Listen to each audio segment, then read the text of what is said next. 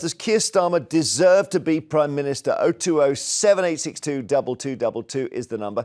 We're asking this after the Canterbury MP Rosie Duffield launched an extraordinary attack on Keir Starmer's leadership, and she quit the Labour Party on Saturday in this sort of flurry of resignation letter. It's the fastest exit after an election victory in modern political history. In her letter, Miss Duffield, who will now sit as an independent MP, blamed off-the-scale sleaze of the freebies scandal and cruel policies. Let's just have a look. So this is all about Rosie, MP for Canterbury, and Rosie Duffield, and she has decided she does not like Keir Starmer one little bit. And the letter, I just saved it to my device, and I'm trying to spread it out here. But it's several hundred words. It's as pointed out, it's a long resignation letter. Let's just lay it out for you and take a look here. Right. So here she is. Okay. She starts by saying, normally letters like this begin, "It is with a heavy heart." Mine has been increasingly heavy and conflicted. So she's sad about it. She talks about him promoting people who happen to be related to those close to you or even each other. There's a whole story in that paragraph. Doesn't like the way he treated Diane Abbott. Then says the revelations of hypocrisy have been staggering. She's talking about the freebies. How dare you take our longed-for victory and throw it back in the electorate's face? Someone with far above average wealth, this is the key bit, choosing to keep the Conservatives' two-child limit to benefit payments, which entrenches children in poverty, while inexplicably accepting expensive personal gifts of designer suits and glasses costing more than most people can grasp. Imagine how brutal, when you Keir Starmer reading this. She said, "I've got no confidence in your commitment to deliver change." And there we go, she signs it. So it's about the freebies, it's about the two-child benefit cap, it's about the winter fuel allowance being cancelled for 10 million people. And it's a really a dose of cold wind blowing through the door of number 10, this, isn't it? Well, in football parlance, they're 2-0 down after 15 minutes, Jeremy, and they could be 3-0 down after the budget. The fact of the matter is, the question was at the start of this segment, you said, is he fit to be Prime Minister, deserving to be Prime Minister? Yes, he is, because he was elected in a general election with a huge majority as the leader of the Labour Party, so he is. Whether we've got the leader of the Labour Party and the government that people thought they voted for is a completely different discussion. There is no doubt Rosie Duffield is a little problem for him. I think he's so ambitious and so, fixed on his government and his way and his power that it will be almost a flea that will be swatted aside eventually. But I think on the subject, if I can just point this out, of freebies, I think generally it's been a massive own goal to use, another footballing term. And him going to, for example, the football club that he follows, Arsenal, as you know, the independent football regulator is going through Parliament, or the bill stages right now. Yeah. Premier League are not very keen on it at all and want it seriously watered down. Certainly some people high up at Arsenal Football Club and at Spurs, where he was as well for the North London derby. It's very handy to have the ear of the Prime Minister, the man who is going to be at the forefront of a decision. So you can see how it works both ways. He's a football fan, pays his season ticket incidentally, but he's given the hospitality because he cannot sit in the stands. Well, Rishi Sunak did at Southampton. Yeah. So is Rosie Duffield right to say basically he's crashed the whole party within 80 days of arriving? From Rosie Duffield's point of view, just quickly on Rosie, if we may, she's one of those, she reminds me of why I didn't become a politician, because even if you've got a broad party church, it's very difficult to fit your views into the straitjacket of a political party, especially once they're in government. She's been having argy-bargy, anti-Semitism issues with the Jeremy Corbyn administration. Then there was the whole transgender for all. She took issue with Labour's line. And now, finally, this is the straw that's broken the camel's back, the cold reality of power. And I think she made one editorial error there. Letter's far too long. You want to blow the government up, do it in one paragraph. We've talked about short attention spans, tabloid kind of media.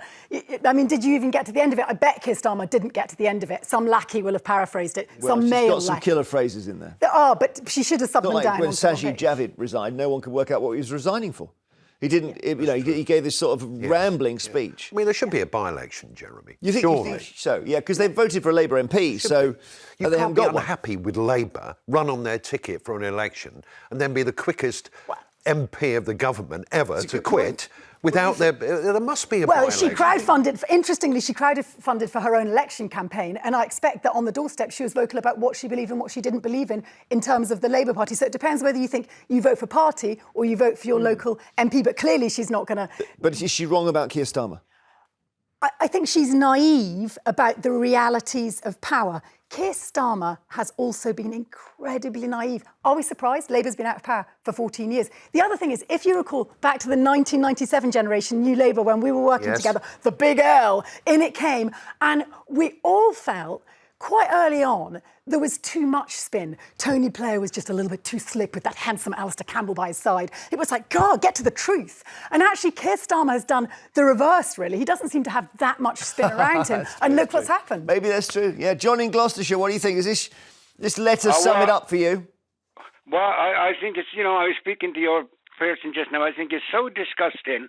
I don't know how they got there. And the lady, the MP who resigned last night, I think she's amazing for her constituencies. Do you know what? I get this allowance, but I sat in my house last night. It was that cold. I had my slippers on, a hot water bottle on my feet, a pullover and a coat. What's those poor people going to do who don't get this allowance? I don't know how he is Prime Minister, and all the MPs they're there for the money and the freebies. So whatever money they get, you're on pension credit, so you get the winter fuel. Yes, my love, I am on it, so I shouldn't be complaining. But I was thinking last night of the poor people who aren't going to get it. It was terrible. It's so weird. I can't remember anything like this before, where the damage he's taken from basically walking around with a free pair of glasses on his face. Fundamentally, that's right. It is a disaster. The timing, because you're intersecting with, as John said, people filling up their hot water bottles. By the way, John, I had a hot water bottle too last night. but taken away. It was really cold, But I mean, the funny thing is, John, you haven't lost the winter fuel payment, and you're cross. No, I haven't.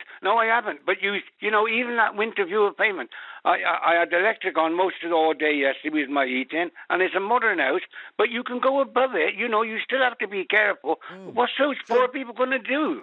Sure, John, thank you very much. The anger about it's the freebies, it's the winter fuel, I suppose the two-child benefit cap a bit as well. And you think Jeremy, the politicians are supposed to understand people's feelings before they have them, right? Well, yeah, and they didn't see it coming. Well, they were very disingenuous, in my opinion, the Labour government, the new government. Should have said this is what we do. When Rachel Reeves said, well, we've had to do this because we don't want to spook the markets with our spending. I'm sorry, 1.2 billion.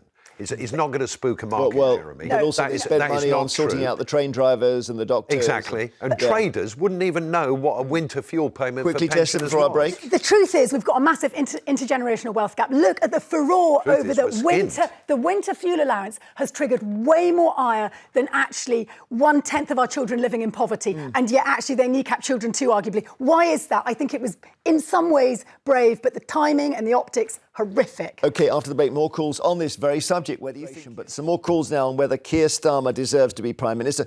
One of his own MPs, quite well-known one, called Rosie Duffield, has said basically he is entirely undeserving of holding the title of Labour Prime Minister. Her letter is brutal. She had more to say to the BBC's Laura Koonsberg. It's daily revelations of hypocrisy and grubby kind of presence and things. I mean, I can't believe what I'm reading every single day. Then to see us cutting the money to people who earn a fraction of what we do, it's mass hypocrisy. I can't be a part of that. It's more about greed and power than it is about making a difference. And I can't take it anymore, I'm afraid. what's amazing, as we've just been discussing, is she's going to now go back to the House of Commons. She's still an MP, of course. She hasn't resigned from that. She will then sit not on the Labour benches, but somewhere near them or around. But she's then, all of her colleagues will be saying, what'd you do that for, Rosie? Not all of them. 7 have already lost the whip. Some will, yeah. 2-child benefit that was not given back. See, if they'd done clever optics, what they could have done is taken from the elderly, many of whom are well off, your mother, my mother, do they need a freebie heating check at the end of every year? Well, they paid the taxes. That's the point. But do they need it, Jeremy? They didn't get it before 1976. They paid the taxes. That's the argument. And also, you want everyone to be means tested or whatever, which is the answer you're giving us. Do you know how many computers you need for that, to means test every pensioner in the country? You could do it on a council tax banding. We already means test. It's still bringing in a pile of people to start means. Just pay it keep the complications out of it. No, that's precisely why we have intergenerational wealth, and we are pricing people out of having children. That is a fact. At the same time as 1/10 of our families have children in poverty. Let's get a call. Julie in Greater Manchester. Hi. Hello, Julie. Hi, Jeremy. Hi. Nice to speak to you. And you. Can you just tell me who this blonde lady is speaking? Because she hasn't got a clue. This is Tessa Can here. I just explain my circumstances? Yes. I've worked all my life, brought my daughter up on my own, never saw her growing up because I was working full time. Now I get the full state pension because I've worked all my life. I get £200 private pension and 98 another pension, which I retired last year. Now out of that, with me never seeing my daughter all my life, working all my life, I've just started paying tax on the £200 private pension, which I get 186 now. I can't claim pension credit. I was told if I was in council property on the same money, just say £13,000 a year, I'd be entitled to pension credit. Yeah. So what's going on at all now? Yeah, so why? But I mean, so why, Tessa? You've got to tell Julie why she shouldn't have the winter fuel payment. No, I don't have to tell Julie because I actually believe Julie should get the winter fuel payment, which is why I said it needs to be means tested. I don't think my mother should get the winter fuel payment because she has a teacher's pension, or I'm just making a generalisation about Jeremy's mother. Well, don't keep my mum out of it. Well, okay, but generally, actually, we're talking about a middle-class cohort of individuals over the age Russ of is shaking his head here. Sorry. Who don't need the winter fuel. Let Russ speak for a second. Julie does. I'm going to shoot down your argument with one simple sentence. Pensioners in this country are the porcelain of our people. Look after them. They've done so much for the country.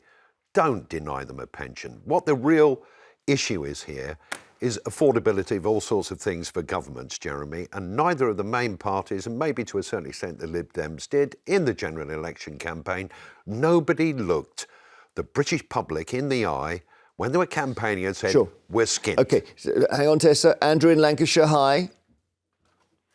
Go on, Andrew.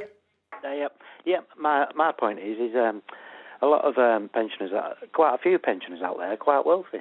They have a private pension, they've got their own properties, driving around in a big flash car, shopping at Boundary Mill, and they're whinging about having a £300 payment. Well, yeah, I mean, you must put that to Russ, because Russ, 1 in 4 pensioners is a millionaire, we're told. Well, yeah.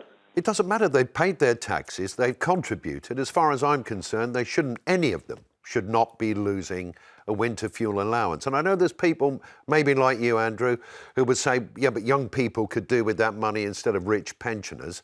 I think we have to have respect for our elderly generation. Andrew, what about that respect? I do respect the elderly, obviously. But not all young people need that money. I'm on a meter. And what me and my wife have been doing over summer, we've been building the credit up over summer so it'd last us all winter. Wow. It's tough. They're not pensioners. It's very tough, but I think we have to be honest. You have and you have a wonderful radio voice, but you put on a special voice there, talking about the elderly, the sacred generation. His voice is special. It is special, but they are the porcelain of this country. The truth is, the generation at the moment who are in their 20s when they arrive in their 60s, 70s and 80s, will have had a far tougher time. They start their working life in debt in a way that our all right, so current you would pensioners pay the winter fuel payment to 25-year-olds? We do need to see some kind of drip down from the asset-rich elderly, predominantly, not everyone, down I to do those see a lot who of are poor younger. pensioners. You feel the same about that? Well, this is not a unique situation, cost of living crisis, the government not having funding and what have you. Interest rates back in the 80s were like 15%. Young people then were struggling, young families, to exist. Well, of course it's the same. We've had wage stagnation. Hang on, can we just get another call? Yeah. Sydney is in Lancashire. Were you a councillor, Sydney, at some point? Hey, Sydney. Hello? No. Hello, yep. Yeah? Yep. Well, to me, Starmer's hit his own people. I've been a Labour councillor for 30 years. Right. I don't get a lot of money, but my pension is an old pension. But years ago, they had what they called graduated pension. And then they took out SERPs. And then 25 pence you get extra at 80. So it's taken me just over the limit. Oh, yeah. And I got taxed £300 this year for tax. Plus they took the 300 off me. So was in dire straits. So people think you get a lot of money. I've got my own house, and that helps. And it's not. It's a semi-detached bungalow, and it's worth about 160,000. So it's not massive. No, I see. And also, selling it, that's not money in your pocket. You can't spend that money on fuel. Well, I was £600 out of pocket, but I realised that I could claim family allowance, family tax allowance. Yeah. And that got me not enough the £300 tax back. Okay, all right, Sydney. But not if people realise that. So unless you've got your nav about you and you know what you're doing, they wouldn't have claimed that. No, I know. The claiming doesn't always work. Thank you, Sydney, so much. Thanks for all your calls. I tell you what, we've got so many people calling in. Let's take a few more after the break. We're asking whether Keir Starmer, basically whether his MP who's resigned, Rosie Duffield. Well, whether Rosie Duffield is right to say he doesn't deserve the job of Prime Minister. Give us a call. We'll see you after the break. Joe in East Sussex, are you thinking this MP Rosie Duffield is right? He's not fit for the job? I certainly think he's very fit for the job. I just think we should leave him alone. For goodness sake, the minute anyone gets in power, he's doing a brilliant job, I think. Well, no, it's just leave him alone and let him get on with it. Why shouldn't he have a box at the football? He's our Prime Minister. Oh, well, there's an answer to the box. Listen, if you take a free box from Arsenal and then a law comes up that Arsenal want you to go one way or the other on, are we sure that he's not taking the free box into account when he votes? That's the problem with free boxes. There's no such thing as a free box. There is no such thing as a free box, Joe. Thank you. Wendy in Carmarthenshire, what do you want to say? I don't think he should have. Morning, Jeremy and Panel. Sorry at first. I don't think he should be PM, to be honest with you.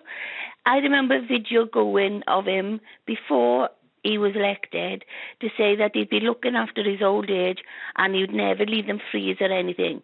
What does he do? Cut the allowance for heating. Yeah, but have they looked into... That's what... I mean, clearly they should have said, we know there's not going to be any money and we're going to cut the elderly allowance. They should have said that. They wouldn't have been voted into That's power. not a reason not to say it. But I'm afraid there's wheeling and dealing that goes on. You work out what you can and can't say. He said he dishonesty. wouldn't. He said he would. Dishonesty. No, it's not. Yes, it is. It's not. You could call it jiggery-pokery. Dishonesty. No, it's dishonesty. No, because he said he wouldn't raise taxes on national insurance. Test. He didn't say he would. The only defence which they've used is that when they got in, they found this shocking hole in the finances that they couldn't believe. They knew that was there. Look, they knew that was there. Lord Ali's got so much money. Why don't they just ask him to pay it off? Wendy in Carmarthenshire, thank you. Jennifer in East Yorkshire, what do you want to say? Oh, hello. I think he's doing a fabulous job, like the previous caller. He's come up against very difficult circumstances and he's taken a strong stance. I'm a pensioner and I was a nurse, I was a mature student, so I didn't get a massive pension, but I can manage because I know winter's coming and I budget all the year round. And I think the old system was a bit patronising, to be honest, that, pass on the head to pay for your fuel. It would be better that it was included in the pension, which is what he's done. He's given us the triple lock. Yeah, that's true, because the pension's going up next year, to be fair to him, yeah. Well, look, OK, we've had some defences of Keir Starmer, and it's one of these weird, this row has gone so violent, so fast. It's almost like there's pent-up anger. Let's...